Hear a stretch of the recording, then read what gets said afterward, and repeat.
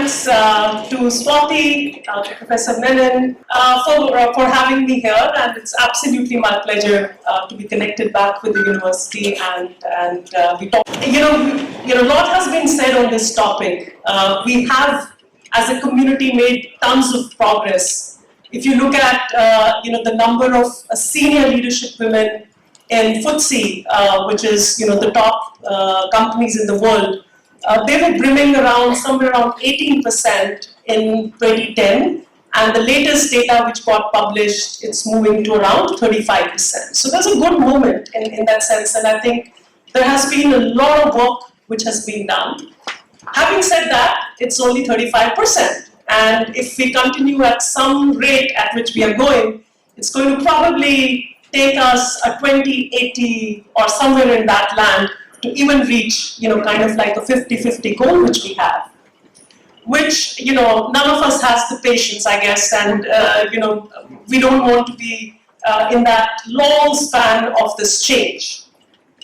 We can obviously talk a lot on what the companies can do, and a lot is getting done there in terms of the policies, the inclusion, the percentages, and really working with women to see how they can reach on senior leadership accounts. There's obviously a lot of change happening in our own culture as well, because I think that's the fundamental thread in which we all work through. Why, when you go and see a house, the son's room is called the junior master, and then the girl's room is called the princess room. Why, in a lot of our Indian languages, the male is still referred to as the Swami, rather than, we can keep going on as to how much of change needs to happen in our cultural fabric as well. But I don't think we want to talk any of that right now. What I want to focus on is basically what can we do and share my experience in the last, I've been working for the last 26 years now. My personal reflections on what has worked, what has not worked for me, what I can do better in this journey, both as a women leader, as a leader, as a professional, and obviously then invite all of you to see how do we progress this journey starting with ourselves. Yeah? So I framed the next kind of like 15 odd minutes in what I call as the 5 H's. Yeah, the 5 H. The H with a horse, which has helped me personally along the journey. The first H, which I would like to call out, is something called hunger. Yeah, let me elaborate a little bit more on that. What I mean by that, and I think the hunger I would qualify first as the hunger for learning, and then the second one is the hunger to go beyond where I am. Yeah. And hunger for learning probably is like the most fundamental block of what I have seen leads to growth, leads to progress, leads to you doing better than tomorrow, and pathing that way forward. In my own journey, I've done my engineering, did my MBA. I started off like the first 13 years of my life with Procter & Gamble. Where I was, doing from strategy to marketing to sales, worked in Australia, Malaysia, Geneva. One of my last roles was in Boston. And then for personal reasons, which is, one of the things in dual careers, as usually happens, for my husband's job, we had to shift back to India after I was in Boston. And when I started looking externally in terms of what are the possible roles which could be available, one of the companies which came in was Shell, and I was like, really, I'm not very sure I want to move to a B2B and very different part of the world. But again, some of my mentors, which I'll talk about in a little bit later, kind of like said, Mansi, you have good experience in B2C, it will be a very good idea for you to go into B2B. And I think that whole piece of like, even during each of those assignments which I had, or, as I shifted to Shell, I started with lubricants. I honestly had never touched lubricants. I did not know an L of lubricants. I had not seen it. I mean, I knew that there's something called lubricants. But from there, to really go into the depth of tribology, to understand what is the makeup of it, what's the product, what's the science behind it, and then I have to be in front of all the CEOs, from Toyota to JD to BMWs and so on and so forth, to also kind of like read out very quickly on each of those companies, to be standing in front of them, to be knowing in terms of what needs to be done. Because I think, as we've always said, there's that first 3 minutes where even today, you are judged. You are judged in terms of, are you good? Are you not that good? Yeah, and I think there's this whole phrase of like, those 3 minutes are very, very critical. And your hours of preparation of like how strong are you in your preparation really should shine through in that, obviously the first 3 minutes and beyond. But it's really critical that the hunger for learning, and it's not, you're not doing it just because you have to do it or you have to do your job well, but intrinsically enjoying the process of learning. Yeah. After a few years, obviously I became the Vice President for Asia Pacific. I've come back 4 months back as the country chair. Now, my third day on the job, I had to meet, Minister Puri. I had to be meeting Mr. R.K. Singh. I had to be meeting again tons of senior leaders across the board. And I have to be talking on hydrogen and CCUS and carbon captures and all of that, which obviously I have not done in my past, right? So again, it's really going back to the hunger point, which is then quickly speeding yourself in terms of the learning, which is so critical as we go around. Yeah, and I think that's one of the most important differentiations when I'm mentoring people or when I'm talking to individuals. I clearly see the individuals, men, women, those who are spending a lot of their quality time outside of their day job to just learn, and that hunger for learning in the whole environment. What is happening in politics? What is happening in AI? What's happening? So I think just going even beyond your boundaries to be just abreast is so very critical. If you're not using ChatGPT to do your stuff, you're like a dinosaur very soon. So it's really important that you push yourself and really enjoy that part of the hunger for learning, which to my mind is one of the most important things, which I reflect back and say, okay, if I have been making progress, what's one of the fundamental core reasons behind it? Yeah?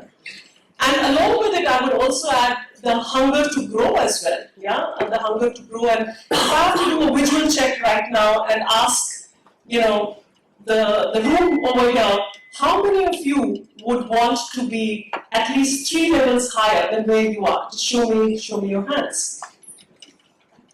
All right, that's a good number. Yeah, and I think it's very important. Typically, when I do these honest conversations within my own teams, when I talk to a bunch of 100 men in the room, I would typically get 80% hands up. Yeah. When I'm talking to women in the group and having honest conversations, it would usually be around 35-40%, right? And it's like, no, I'm very happy and I have to manage this. There's a lot of barriers which we put ourselves that, no, but then who's going to take care of X? Or I don't think I want to go there. That requires a lot of travel. That doesn't suit my personal profile. All of them are very, very good legitimate reasons, and I'm not trying to undermine any of them. What I'm saying is that if we are talking about senior leadership roles, if we are really talking about progression, the hunger for ambition is an important ingredient as well. And if you don't have that hunger, it's a good time to introspect what do you really want and how do we really get there. I think one quick example there, which kind of also helped me shape, as in my own reflections. So when I was in engineering, now this is way back, 1992, 93, and we had, I was in my third year. I was doing well in my academics. I used to be in debate society and a couple of other music and stuff like that. One day, one of my mentors came to me and said, Mansi, do you know that we were 6 girls in the whole engineering college, this is REC Kurukshetra. And he said that, Mansi, do you know that you're doing pretty well to be the first potentially female gold medalist, but what you don't have is anything in sports. That's something which is an important criteria for being the best all-round student, and you don't have anything over there. So what are you doing about it, or you want to think about it? And I think I had that moment of like sports, and I had never ever done anything in sports, It was not something, when we were playing, we just use the French cricket, or we'll just do pitu, and we'll just do a lot of it was never something which was part of my growing up. It was a lot of singing and dancing and, a lot of other things in life, but never sports. And there was a moment to say, forget it, it's too difficult, I can't do it.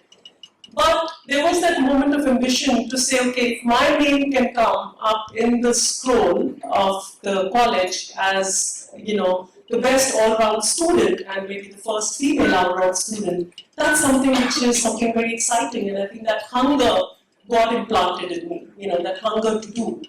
Which then meant that I had to wake up at 4 in the morning, I had to enroll a couple of people, I had to just start from not even able to run 100 meters to, go in and stretch myself over a course of 9 months, which was really, really difficult over and above everything else. But that hunger kind of sustained me in terms of getting through that period.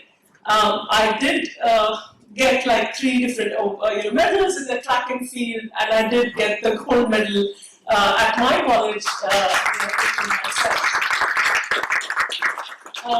But I think the story is really more about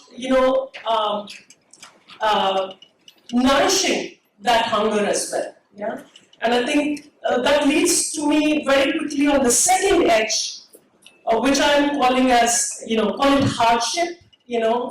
And hardship is also a very important ingredient, which leads to resilience, which leads to a lot of other things in life.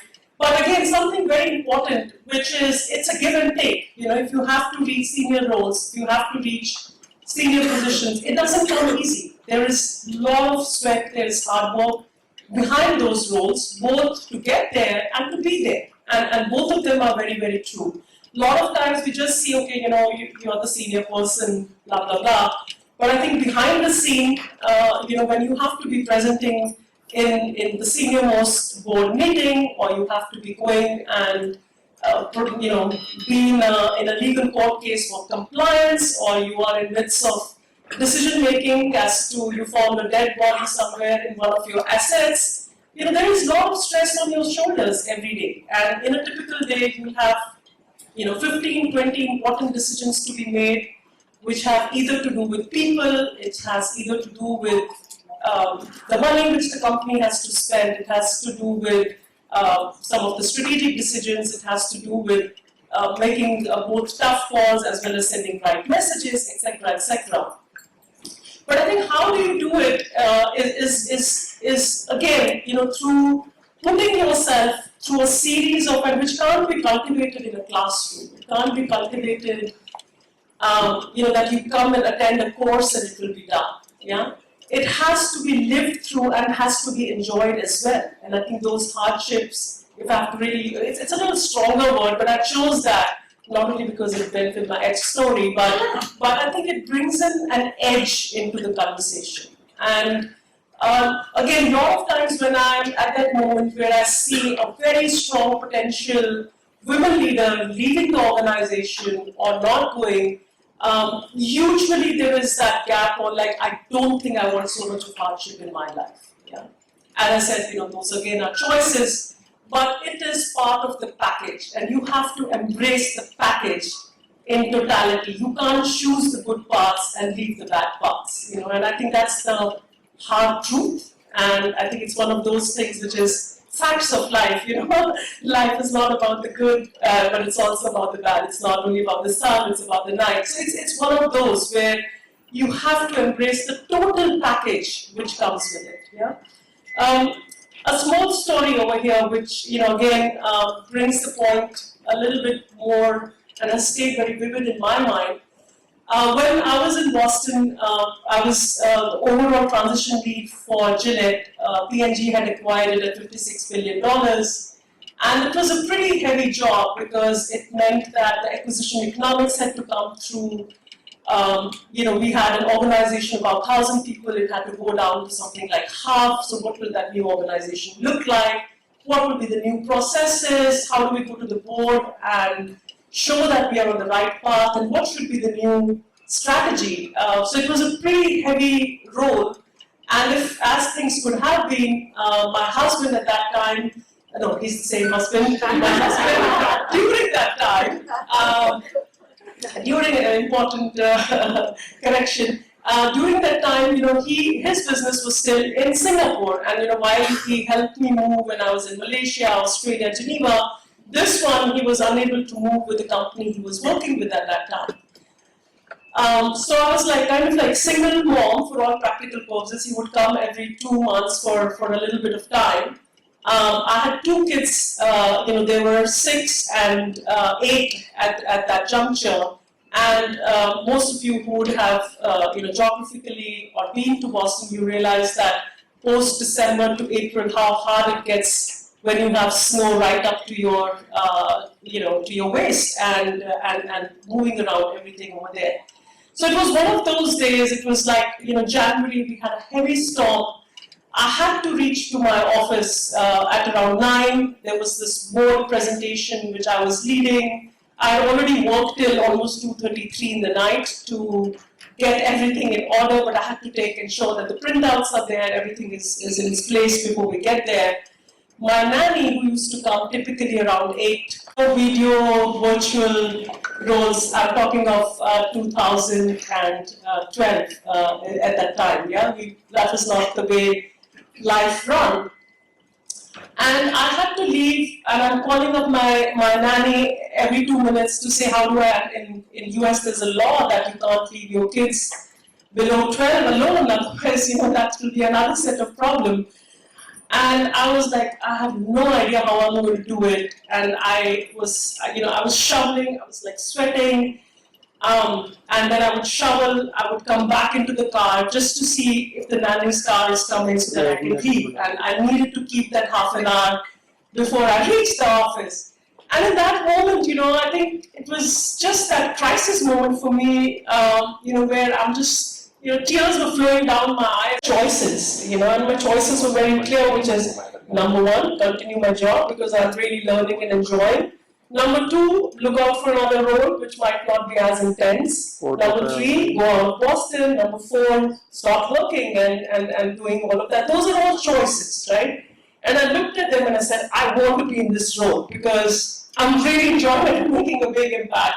And then I have to take all of this, my tears, my frustration, my shoveling, my tension of leaving my kids, take that stride because it's a package. Because I have to embrace that and not crib about it or not to feel bad about it.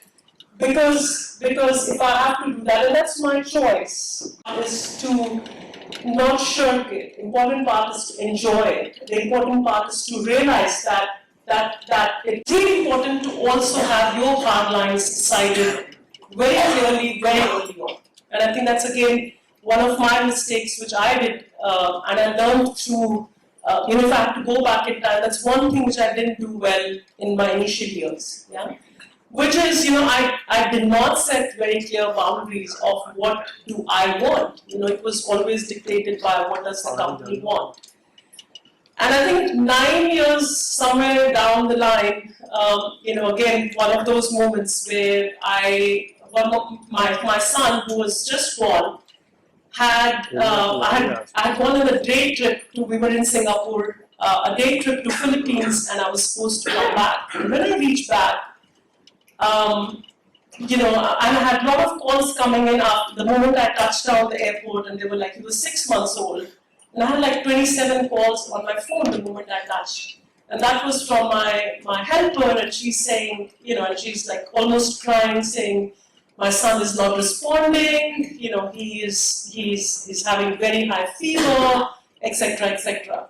So I just instruct her to reach the hospital. I go directly from the hospital, directly there. Long story short, he was diagnosed with something called necrotizing fasciitis. It happens 1 in million cases. It was the 3rd case in Singapore at that time. It's basically a flesh-eating bacteria which within 24 hours can eat your internal organs. With God's grace, it was one of those where it was just caught, and then he had this whole operation, etc., etc. And with God's grace, things turned out fine. But it was a very important lesson for me that I did not put hard lines on. I should not have left him when my husband was traveling, and I just left it with the maid. And it was one of those moments where I said, "This is not happening in my life." Right? And that day I got down and I sat down. What is that I really, really want? Yeah.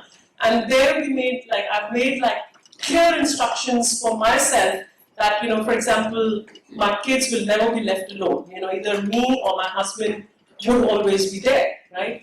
And then there were a list of another, I think close to 15 other diktats I made for myself, which is I will not work beyond 6:30. I will not work on weekends. I'll always be there, for most important events. I will take off on the important dates in my life. I will take 2 big leaves and 2 small leaves, and I have that list, which I made that day, and I'm following up absolutely every day, and I feel really, really good about it.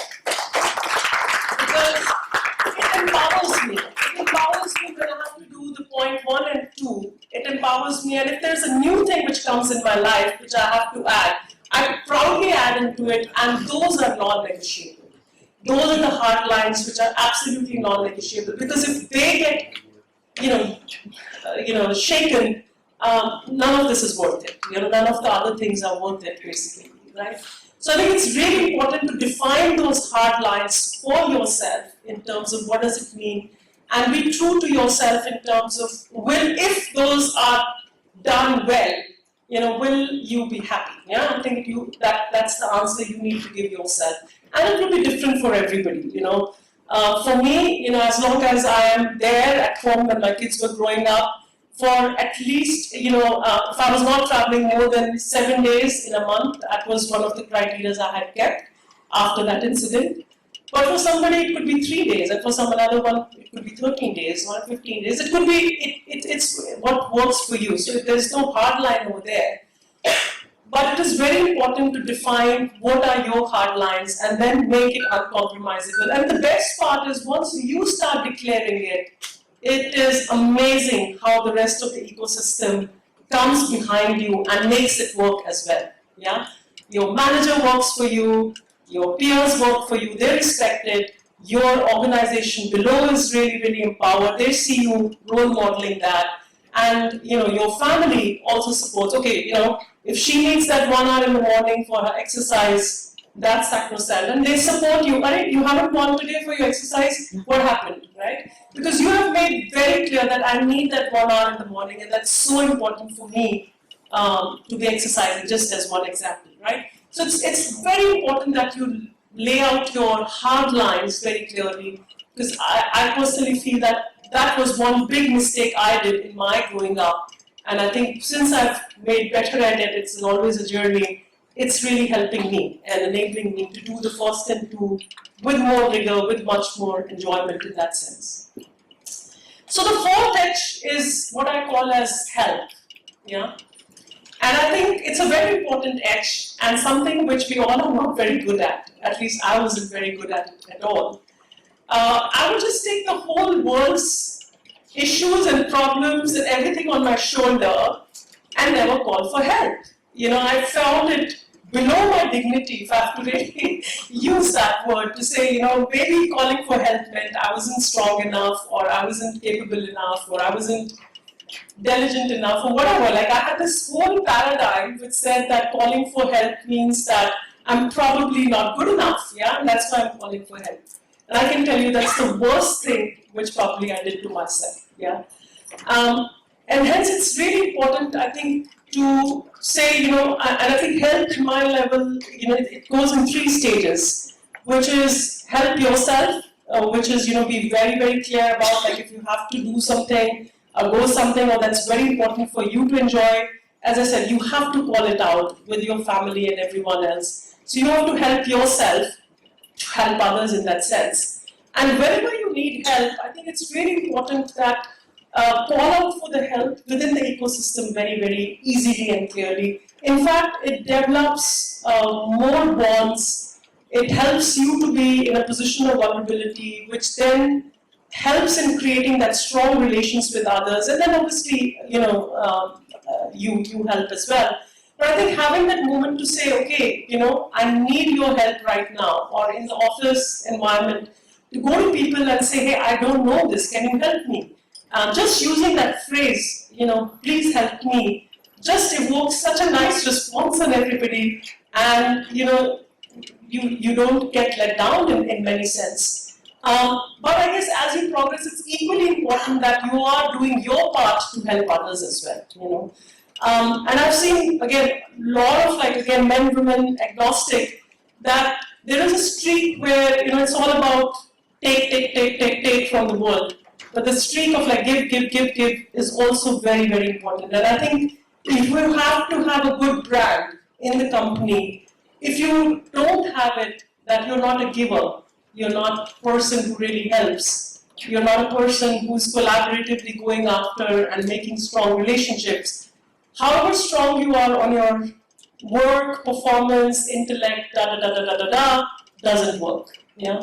It is so important that, while you have performance, you'll have capacity, you'll have results and all of that, it is equally important that you have your equity based in something called help, yeah, where you're obviously helping yourself, but then you build your equity of helping others and taking them along. It should, the more you give, I would say, the more you get. And that's somehow how the world works. I don't know how, but I think the more, and I think it is important a lot of times to say in a lot of women leading programs, there is a lot of training on how do you project yourself, how do you ensure the senior management comes to know that you have been behind it, etc., etc. That's important, but I think the more you do it collaboratively, the more you do others, helping them to also shine through, somehow the light comes back to you. I don't know how, but it comes back to you. Yeah. So it's really, really important that you take the rest of the teams along with you. You don't leave them behind, and you're a giver. And really reflect at the end of the day as to what did I learn today? How could I have helped anybody more than what I did? Yeah? And I think just having that self-conscious, self-awareness pushes you stronger and stronger. Yeah? So my last edge, is something which I'll call as happy. And I think it is really important at the end of the day, because you can't sustain, if you have to sustain strong leadership roles for a very long time, you can't do it if you are not happy intrinsically. Yeah? And my daughter, who's now 21, and she just joined the workforce.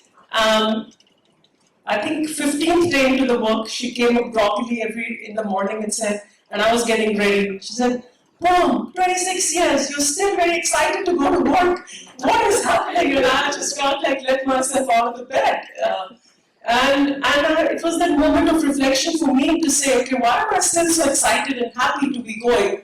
It's because I was genuinely happy, genuinely excited about the work which I have to do today, what has to be created, the impact which needs to be made, and so on and so forth, right? So I think it is really important that, while you go through this journey, while it might be tough, as I said, the hardship and all the other good stuff which we talked about earlier, because that means that you have to read a lot, you have to be potentially studying up on Saturdays and Sundays, and while people are joining Netflix, you maybe see another YouTube, or you are listening to a podcast, or when you're running, because it is what will take you further. Yeah. So I would say, while you do all of that, if you're not happy and if you're not enjoying, I think it is really important that you introspect that, as to say, what will make me happy? And you'll find answers in one of the above, what I just talked about. And whatever is that gap, that might be something which you kind of like ask yourself. And I think it's just the whole piece of self-awareness, which is as critical. Yeah.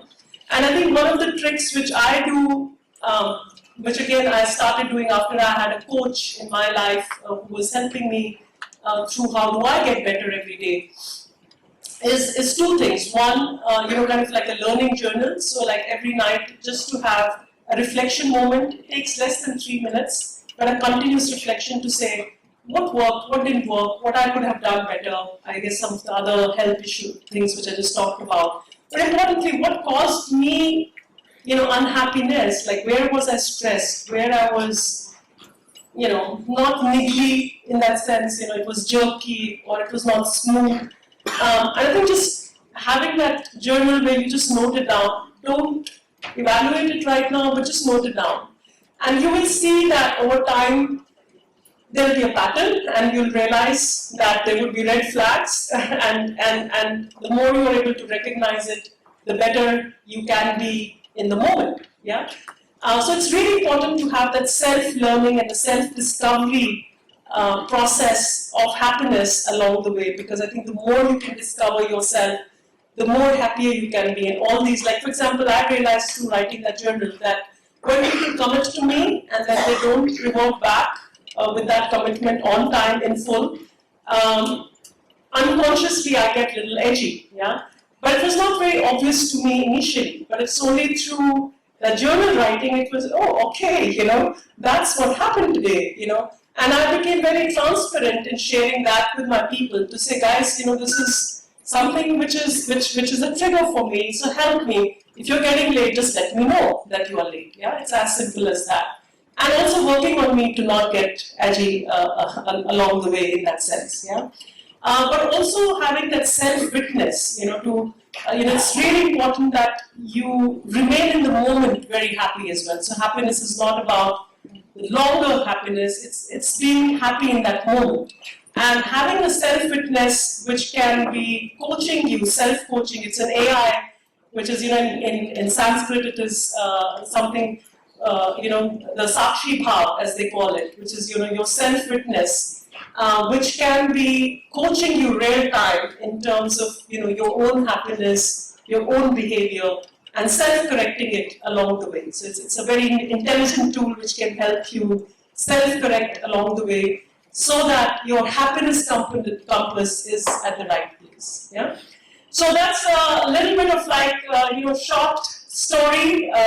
We can go in many directions, but those 5 H's are something which I have learned through as I have gone. The hunger, the hardship, the help and the happiness, and ensuring that you're always reaching out is something which is really, really critical for me in terms of how I progress. And I wish you all the best as you go through your journeys, and we are all together in this game. Yeah, thank you so much.